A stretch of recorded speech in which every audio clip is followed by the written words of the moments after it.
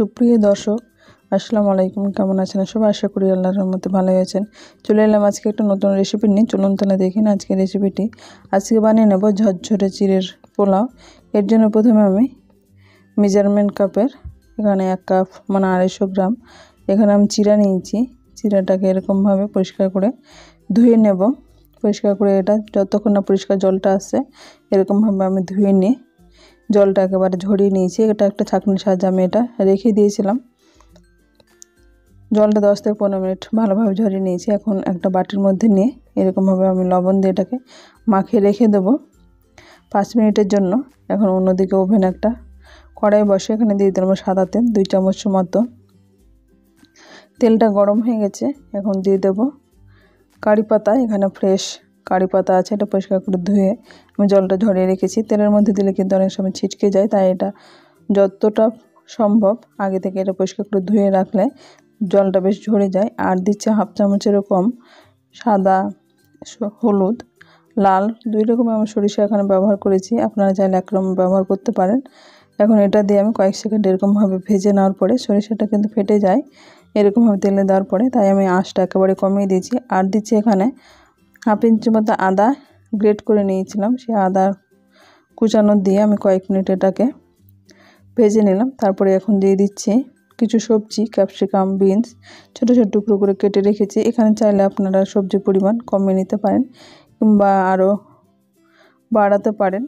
এখন দিয়ে দিচ্ছি লবণ, হলুদ গুঁড়ো, অল্প পরিমাণে আমি হলুদ গুঁড়ো ব্যবহার করছি, আর জিরা ধনে গুঁড়ো দিয়ে এখন মশলাটা দিয়ে সবগুলো সবজি আমি ভেজে নেব। এখানে চাইলে আপনারা গাজর, বিট এগুলো ব্যবহার করতে পারেন, আবার অনেকে ফুলকপি, পাতাকপি এগুলো ব্যবহার করে থাকেন।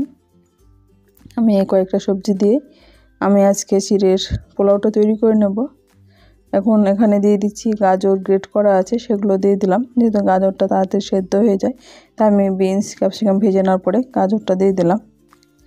এখন এগুলো সবজি মোটামুটি সেদ্ধ হয়ে যাবে। এরকম অবস্থায় আমি লবণ দিয়ে দিয়েছি বলে তাড়াতাড়ি এটা সেদ্ধ হয়ে যাবে।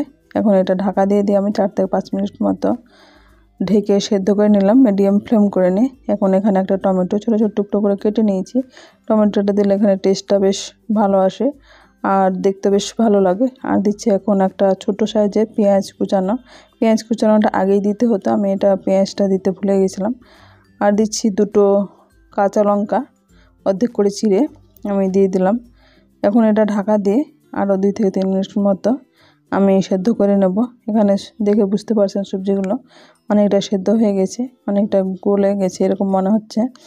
এখন এখানে যে আমি লবণ মাখিয়ে চিড়াটা রেখেছিলাম জল ঝরিয়ে, সেই আমি চিড়াটা দিয়ে দিলাম। এরকমভাবে চিড়াটা মাখিয়ে রাখলে লবণ দিয়ে আর জলটা পারফেক্টভাবে ঝরিয়ে নিলে এখানে ঝরঝরে একেবারে চিড়ার পোলাও তৈরি হবে।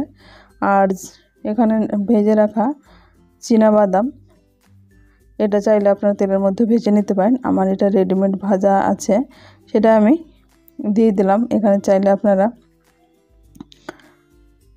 আর অন্য কোনো কাজু কিশমিশ সেগুলো বাদাম ব্যবহার করতে পারেন। এখন আমি ধনেপাতা কুচানো আছে সেগুলো দিয়ে দিলাম, আর কয়েকটা কিশমিশ ভেজে রাখা আছে সেগুলো দিয়ে এখন ধনেপাতার সঙ্গে ভালোভাবে মিশিয়ে নেব।